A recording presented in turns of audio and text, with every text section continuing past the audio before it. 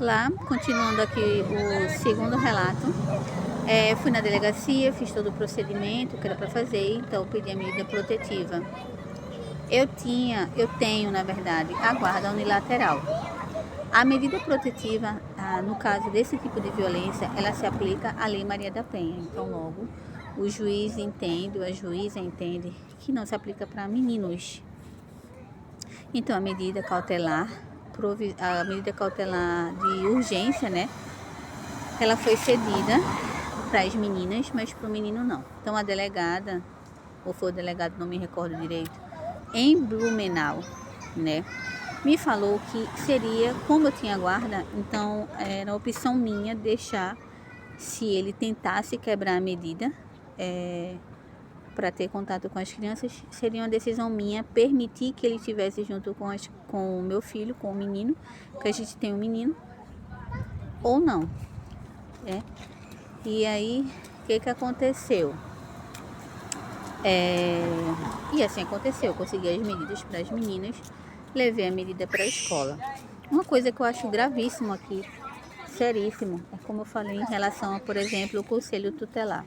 O conselho tutelar aqui, a gente relata uma coisa dessas, é como se ele não tivesse ouvindo nada. Tá? O conselho tutelar aqui serve para, como é que eu posso dizer,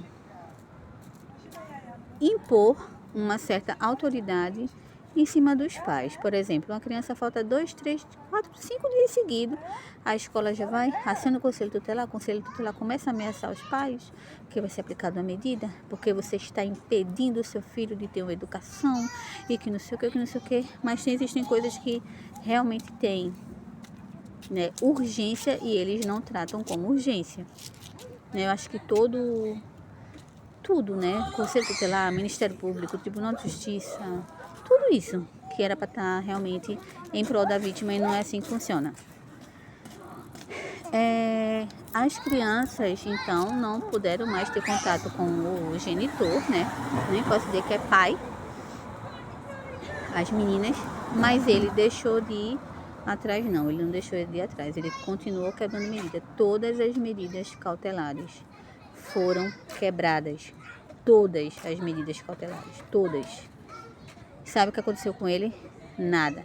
Essa balela que falam, faça medida cautelar é para sua proteção. Medida cautelar, o agressor vai ficar 200, 300, 500 metros longe da vítima, não pode chegar perto, você aperta o botão do pânico, que é um aplicativo que você baixa, e tarará, e tererê, e a gente vem, resolve. Não é assim que funciona.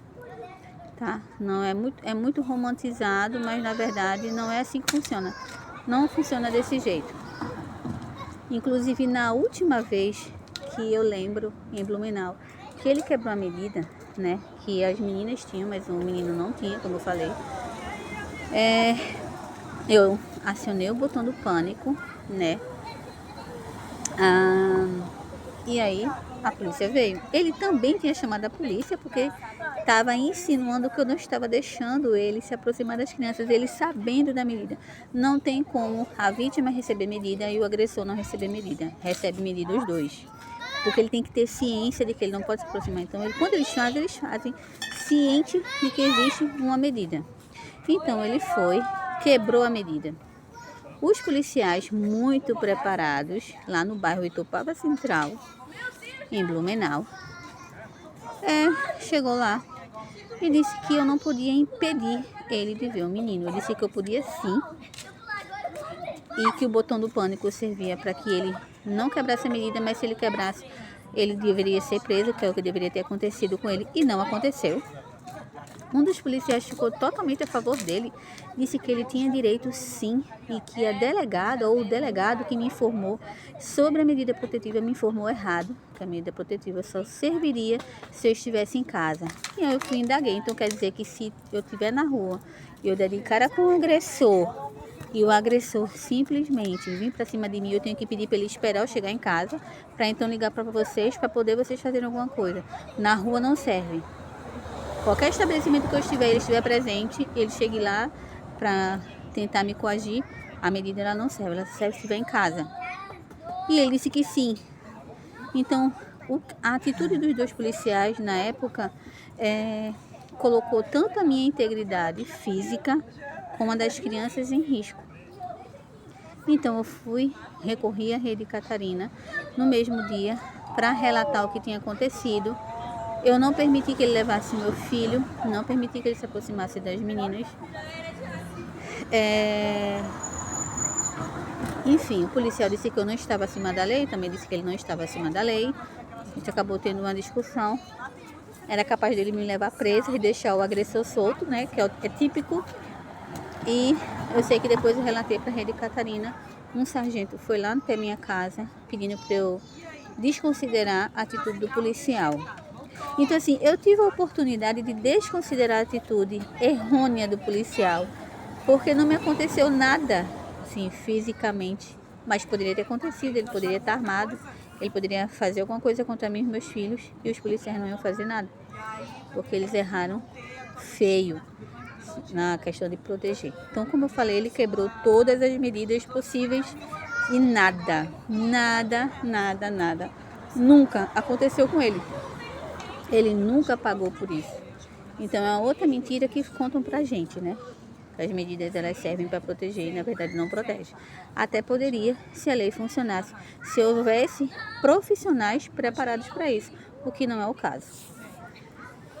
Mas, continuando, depois disso, né, ele continuou na investida. Depois que o sargento foi lá, teve uma conversa com ele, eu acho que foi até a casa dele, não sei como é que funcionou. Ele parou de incomodar por hora. Então, depois eu me mudei daquele bairro, fui para um outro bairro.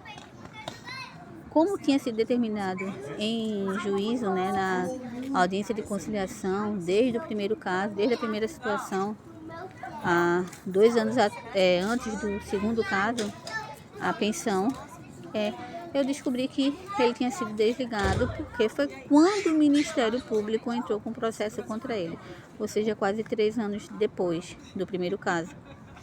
O Ministério Público tentaram em um processo, e foi quando, por ele trabalhar como vigilante, ele não poderia responder processo. Então ele foi desligado. Eu só vim saber porque eu entrei em contato com a empresa, porque a pensão tinha deixado de ser depositada, descontada em folha, né? Como foi determinado em juízo. Pois bem, esse indivíduo aparentemente tinha voltado para Recife, né? Eu acho que ele ficou um pouco de medo, porque ele começou a responder o primeiro processo, perdão, tinha sido denunciado pelo Ministério Público. Acho que ele ficou com um pouco de receio e por conta disso ele tinha voltado para Recife. Então eu não achei que deveria mais renovar a medida, já tinha uma medida ativa que estava perto de vencer. Como eu soube que ele tinha voltado para Recife, eu achei que ele não voltaria mais para Santa Catarina e que iria se resolver as coisas. Eu pensei, nossa, agora vai se resolver, ele já foi processado pelo Ministério Público, tudo vai se resolver. Também não foi assim que aconteceu, né? Como eu falei, eu sempre estava perguntando ao Ministério Público, Tribunal de Justiça, 24ª Delegacia, que foi quando a gente deu que estava sob investigação. O delegado estava demorando horrores para concluir a investigação, para mandar para o Ministério Público, para mandar para o Tribunal de Justiça, enfim, toda aquela lentidão que é típico. O que é engraçado é que essa lentidão, ela só é para a vítima, para resolver o problema da vítima, para sanar o problema da vítima, para tratar a vítima. Mas quando se trata do agressor, ali, ó, ela corre em direção à proteção dessas criaturas, tá? E é isso. Depois eu vou continuar no terceiro vídeo, tá? No quarto vídeo, perdão. Espero que vocês assistam, espero que vocês se inspirem, espero que vocês divulguem, espero que vocês também possam fazer denúncias, né? Eu acho que tá todo mundo muito cansado dessas criaturas abomináveis está aí crescendo à torta direito, cheio de direitos, enquanto nós estamos padecendo. Então, se você tiver, né, algum relato também, fala, tá? Fala expõe mesmo e ponto.